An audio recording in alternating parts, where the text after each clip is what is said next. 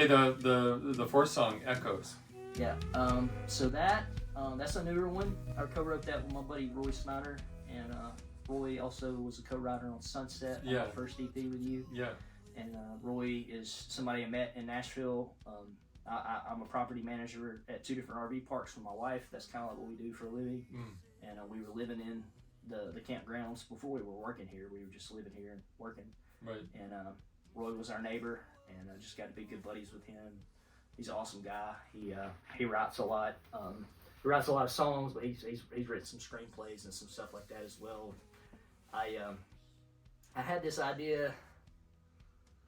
It's just a verse. It was just the first verse, and I recorded it on my phone. I sent it to him. He's like, "Yeah, let's get together and like let's try to make it a point to write." And it came pretty quick, man. That was a pretty easy one overall to kind of bang out pretty quick.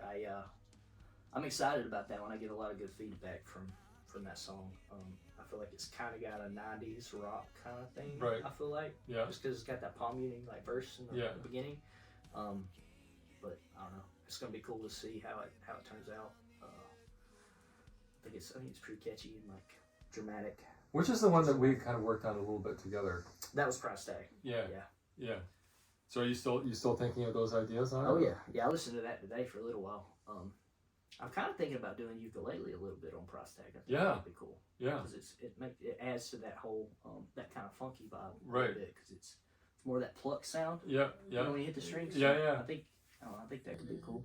You can almost create a cowbell sound, like like a on the quarters. Yeah. Like, give me more cowbell. Was it Blue Oyster Cult? Yeah. Whatever. I want more cowbell. Will Ferrell. Yeah, Will Ferrell. That's great. Yeah, that was such a great Saturday Night Live. Yeah.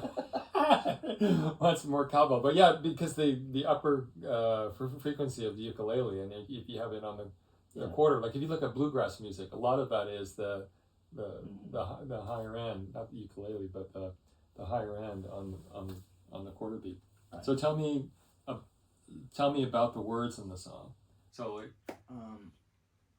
how did you write it? Who wrote what? I got all these ideas and fragments. Phrases just come to me like randomly. It's bizarre. Like I'll be I'm taking out the trash or cutting grass, or I'm at a show or whatever. Right. It's like I'll get this thing, and it's usually 1 or 2 lines, and I'm ooh.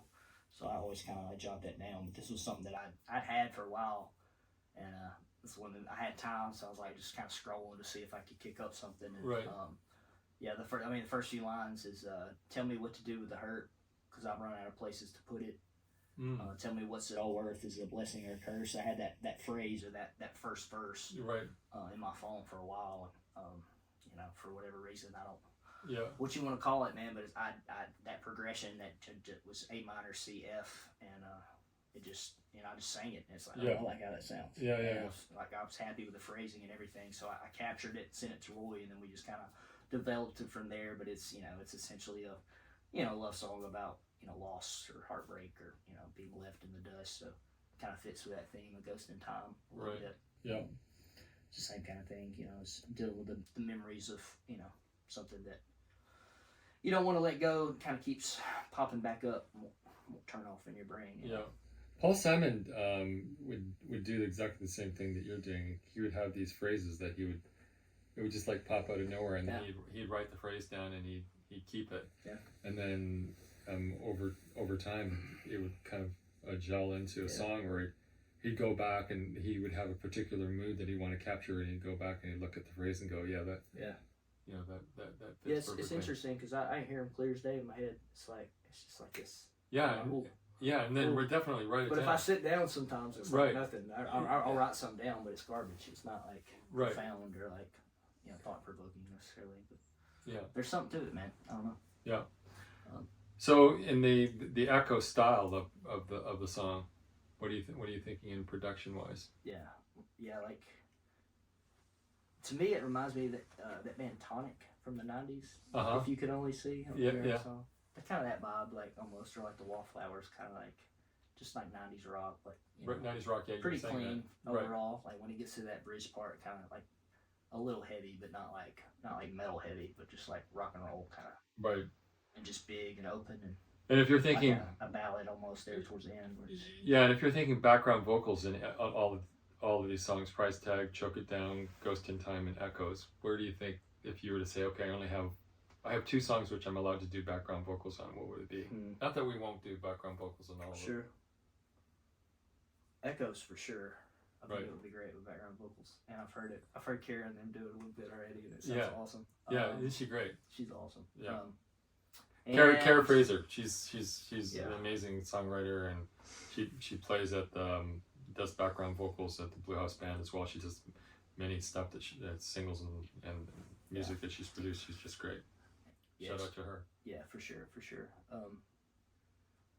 Choke It Down would probably be the second one, I guess, if I had to pick. If I had to have, I couldn't have background and the other ones. I think No, we those can would be probably do nice. them all, but I'm just saying, just interesting. I mean, which is the one that the more of the ballad one, Ghost in Time? Was that the one? Choke It Down is kind of more of A ballad. Yeah. So then you can have background vocals in there. Yeah. Then this one is just the banger. Yeah, it's gonna be that kind of. Price Tag. There's a song by Cage the Elephant.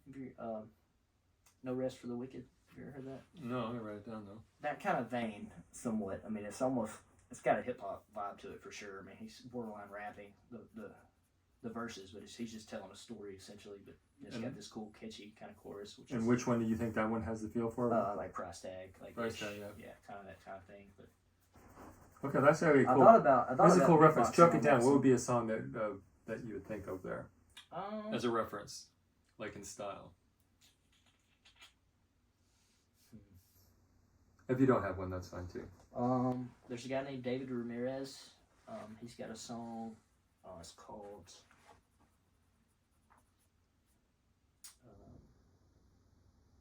Is it Better Days? Okay. I think it's Better Days. Okay, David Ramirez. Or no, Bad Days. Bad Sorry, Days. Bad Days. Okay. that kind of style. Just a little bit of the opposite. Yeah, it was Better Days. Yeah. No. That was not Better Days. It was Bad Days. We're really bad. Really bad days. Bad Days. Okay, that's Choke It Down. Ghost in Time. Ghost in Time is probably like a kind of like Chris Stapleton in that song Devil. Okay. Something like that, or like Death Row, either one of those, that kind of like swampy happy themes.